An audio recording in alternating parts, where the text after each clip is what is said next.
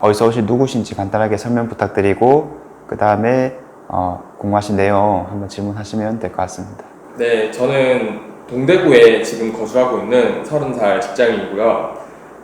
오늘 이렇게 랑랑님을 찾아뵙게 된 이유가 주택 청약에 대해서 좀 제가 궁금한 것들이 이제 많아서 이렇게 좀 찾아뵙게 됐습니다. 이제 사실 이렇게 제가 분양을 받는데 지칭하는 말이 다양하게 있는데 이제 주택 청약이라고도 말하고 또 분양이라고도 말을 사람들이 하는데 혹시 이 분양과 청약의 차이점이 있나요?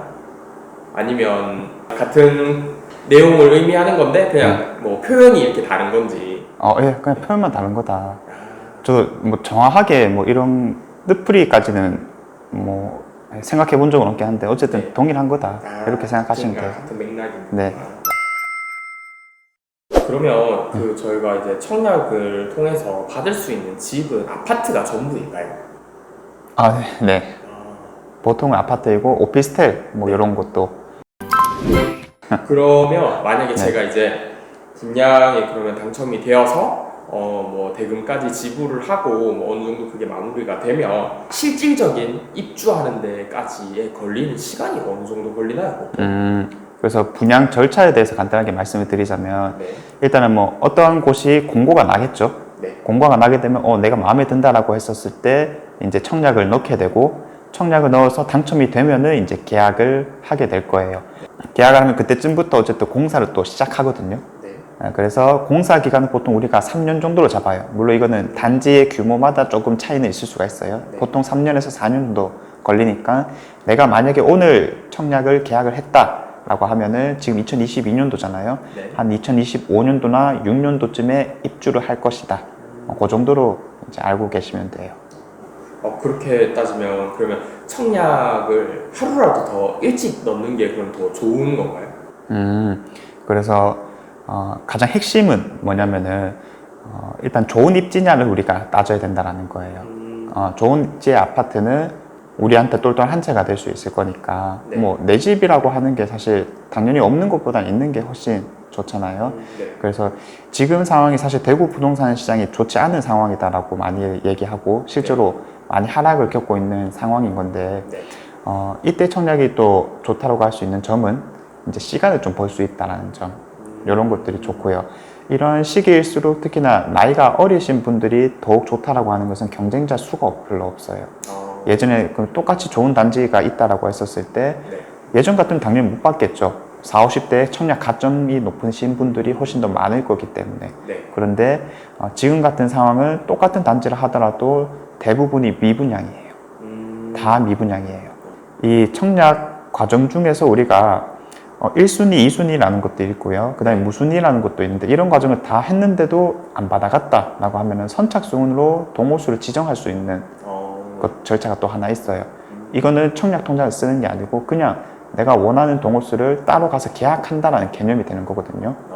그래서 이제 이런 분양 단지에 대한 내가 평가만 적절하게 잘 이루어졌고 충분히 좋은 단지다라고 했었을 때는 원하는 동과 호수를 마음대로 가져갈 수 있으니까 지금과 같은 시기를 오히려 노려보는 것도 전략적인 방법이다라고 말씀을 드리는 거죠. 그러면 청약을 이제 신청을 넣을 때 제가 알기로는 뭐 그 청약 통장을 만든 뒤에 뭐 몇 년 이후가 지나고 뭐 통장에 돈만 일정 수준이 있으면 다 신청은 가능하다고 알고 있는데 그것도 맞는 건가요? 그래서 청약 시스템에는 우리가 공공으로 받는 경우도 있고요. 나라에서 좀 진행을 하는 거죠. 그리고 민간으로 진행하는 것도 있어요. 네. 보통 우리가 공공 분양을 받기보다는 민간 분양을 많이 받죠. 예를 들어서 뭐 힐스테이트를 분양받는다든지 혹은 뭐 자이를 분양받는다든지 이런 것들이죠. 공공 분양 같은 경우에는 우리가 매월 납부하는 이런 형식을 가지게 되는 거고요. 민간 분양 같은 경우에는 1순위 자격을 갖추려면 그 모집 공고가 있는 날에 얼마만큼을 예치해놨느냐, 이게 중요해요. 그래서 예치 금액만 맞추면 되는 건데 그 금액이 보통 뭐 250만 원 정도 선이기 때문에 못 맞출 것은 없다, 이렇게 이제 생각하시면 됩니다. 그러면 방금 그 공공이랑 민간 말씀해 주셨는데 그 두 개 혹시 장단점이 따로 있을까요? 이제 브랜드 차이가 일단은 조금은 있다라고 보는 거고요. 그리고 이제 공공이라고 하면은 보통은 또 외곽 지역일 가능성이 좀 커요. 왜냐하면 공급을 한꺼번에 좀 이루고자 하는 목표를 가지고 네. 그런 건설을 하는 곳들이기 때문에 예를 들어서 연경지구라든지 저기 복무동 위에 연경지구 이런 데 아시죠? 네네. 그런 곳들이 이제 가능성이 조금 있다라고 보는 거고요. 그리고 이제 숫자가 많이 없어요. 또 대구를 기준으로는. 네. 그리고 민간 분양은 그냥 우리가 흔히 알고 있는 지금 어디서든 들어오고 있는 이런 단지들을 얘기하는 거니까 네. 우리가 어쨌든 입지가 좋으냐 안 좋으냐를 따져야 되기 때문에 네. 입지가 좋은 곳들은 보통 민간 청약의 가능성이 좀 높다. 이렇게 이제 말씀을 드리죠. 그래서 공공 분양은 사실 대구 정도라면 네. 크게 신경을 안 써도 된다. 현재 시점에서는 그렇게 말씀드려요. 그러면 요즘에 아무래도 뭐 이렇게 공실도 되게 많다고 하고 뭐 분양을 이제 청약이나 분양 이렇게 했었을 때 좀 많이 남는다, 경쟁률이 낮다라고 이렇게 말씀을 해주셨는데 그 가격적인 측면에서는 보통은 한 어느 정도 청약을 했었을 때 어느 정도 자금이 좀 필요할까? 혹시 이제 결혼을 또 생각하고 있긴 하죠. 언젠간 또 할 수도 있겠다 이런 네, 생각을 하는 네. 거니까. 그럼 보통 이제 사실 남자분들이 집을 사는 이유는 자명하잖아요. 내가 결혼하고 가정을 꾸릴 수도 있겠다는 생각 때문에 이제 부동산을 가지게 되는 거니까. 네. 일반적으로 그럼 84 타입의 32평, 33평, 이제 방 3개, 환실 2개, 뭐 이런 타입 우리가 노린다라고 한다면은 네. 지금 대구 분양가 기준으로는 6억 정도는 잡아야 돼요. 그 공급 금액이 6억 정도거든요. 네. 이제 6억 정도에서 대출을 우리가 얼마나 활용할 수 있느냐. 중도금 대출 같은 경우는 60%가 보통 나와요. 비수송구를 기준으로. 네. 그래서 6억에 60%면 3억 6천이니까 나머지 2억 4천이라는 금액이 필요한데 이 중에서 10%는 어차피 우리가 계약할 때 내야 되거든요. 네. 그래서 계약할 때 6천만 원 정도를 또 내게 되는 거겠죠. 네. 그럼 이제 또 잔금 시기에는 1억 8천이라는 금액을 내줘야 돼요. 네. 근데 이때는 우리가 보통 주택담보대출로 전환시켜요. 이게 무슨 뜻이냐면 분양을 받는다라고 했을 때 우리가 중도금 대출을 받는다라고 표현을 하는 거고요. 네. 중도금 대출 그게 60%가 나온다는 거예요. 그리고 우리가 입주하는 시기 때에는 나머지 잔금에 대한 30%를 내줘야 되는데 네. 이 30%를 보통 현금으로 낸다라기보다는 네. 이 중도금 대출을 갚으면서 주택담보대출이라는 것을 받아요. 이제는 주택이 생겼기 때문에. 네. 그러니까 분양권이라는 것은 어쨌든 허상이잖아요. 그렇죠. 새 집을 받을 수 있는 권리일 뿐이지 새 집은 아니다 보니까 이렇게 중도금 대출로 나오는 건데 주택담보대출은 주택이 이제 생겼으니까 거기를 담보로 네. 그 등기가 나오면은 우리가 이제 근저당권이라는 게 설정될 거고 그걸 담보로 네. 이제 돈을 빌릴 수 있다라는 거예요. 그 비율이 최소 60%에서 생애 최초로 내가 아파트를 구입했을 때는 80%까지 나와요. 내가 이 소득만 네. 이제 뒷받침이 된다면 소득만. 그래서 6억짜리를 기준으로 4억 8천까지도 받을 수는 있다는 말인 거예요. 그래서 그럼 현금은 최종적으로 1억 2천이 필요한 건데 내가 계약금을 미리 6천만 원 넣어놨으니까 네. 잔금 시기 때는 6천만 원만 더 내도 되겠다. 이게 가장 이상적인 이제 작은 흐름이고요. 왜냐 처음에 집을 사는 사람들 현금 많이 없을 거니까. 네. 그런데 DSR을 고려했을 때 내가 연봉이 막 5천만 원을 훌쩍 넘어간다. 네. 이런 게 아닌 이상 사실 4억 8천을 받기가 힘들어요. 보통은 3억 정도를 받는다라고 생각하는 게 네. 조금 더 수월할 거거든요. 그래서 3억 정도로 우리가 고려를 해보면은 네. 어쨌든 나머지 금액이 또 3억대 정도는 들어가야 되기 때문에 네. 사실상 우리가 자금적으로는 너무 빠듯한데라고 생각할 수 있겠죠. 네. 뭐 다른 사람의 도움이 없다면. 그렇기 때문에 저는 현실적으로 어차피 우리의 목표가 좋은 입지의 아파트를 받는 게 목표라면 네. 우리는 25평짜리를 노려줘도 괜찮다. 어, 그렇게 말씀을 드려요.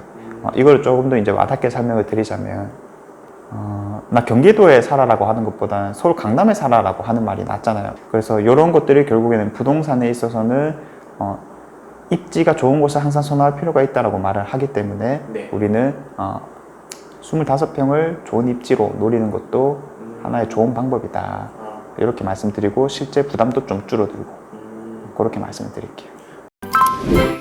그렇게 이제 뭐 다 따져봤었을 때 그러면 네. 지금 분양을 받기에 가장 좋은 위치는 대구에서 어디 지역이라고 생각을 하시나요?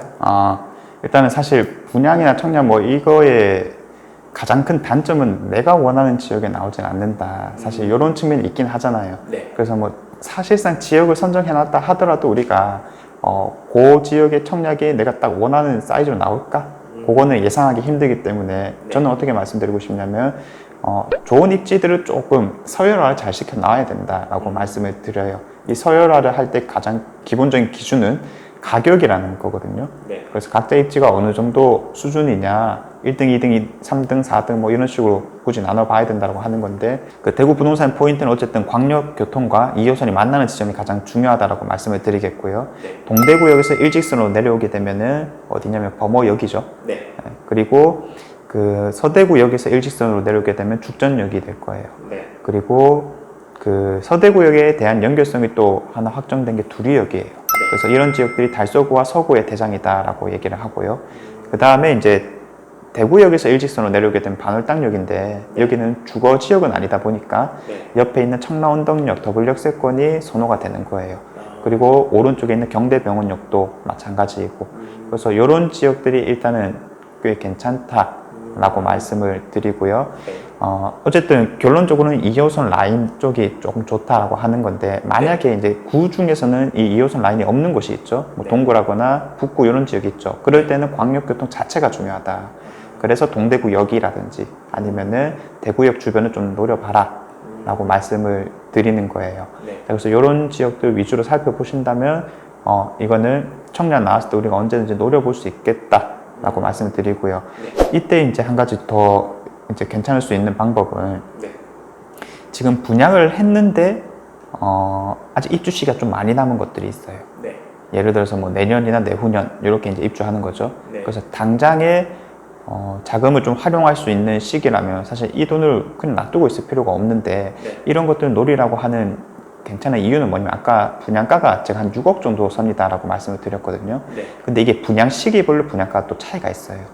즉 쉽게 말하면 최근에 좀 많이 올라갔어요. 네. 최근에 많이 올랐고 지금 아직 시기가 남은 것들은 그래도 그 전에 분양을 했으니까 우리가 5억이라든지 5억 5천 수준에 살 수 있는 것들도 있어요. 프리미엄이라고 표현을 하거든요. 네. 즉 원래 청약을 받은 사람들이 웃돈이라고 하는 프리미엄을 더 받아가지고 이제 팔려고 하는 건데 네. 지금은 부동산 시장이 워낙에 안 좋다 보니까 이 웃돈은 거의 안 붙여요. 아. 그래서 오히려 마이너스인 경우도 있긴 하거든요. 네. 그래서 그런 것들은 비용을 좀 적게 할 수 있으면서도 네. 내 집 마련에 있어서는 조금 좋은 선택이 될 수도 있다.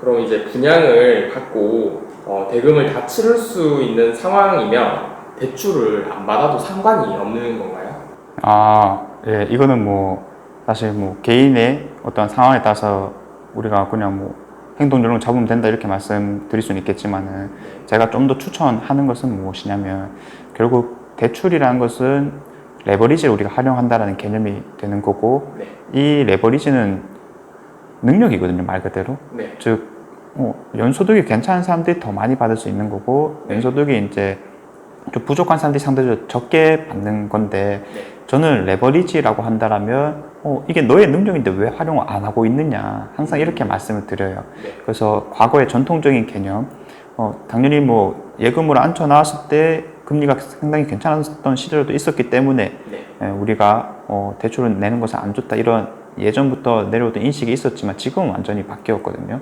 그래서 활용할 수 있는 자금을 일단은 활용해 두고 네. 현금 같은 것도 우리가 뭐 나중에 어떻게 또 돈이 나갈지 모르는 거기 때문에 일단 여유분도 좀 따로 확보를 해놔야 된다. 그래서 행동 요령으로 말씀을 드리자면 네. 대출을 받을 수 있는 것은 다 받고 네. 그리고 이런 것들 내가 실제로 월마다 감당할 수 있을지를 이제 실질적으로 이제 좀 계산을 해 봐야 됩니다. 이때에는 이제 지금은 또 금리가 살짝 올라가고 있는 시기이기 때문에 은행에 한번 뭐 상담해 보면은 바로바로 얼마 정도 나오는지 알 수 있을 거거든요. 네. 근데 이제 보통 3월달에 대출 받는다라고 했었을 때 한 200에서 250 정도는 잡아야 돼요.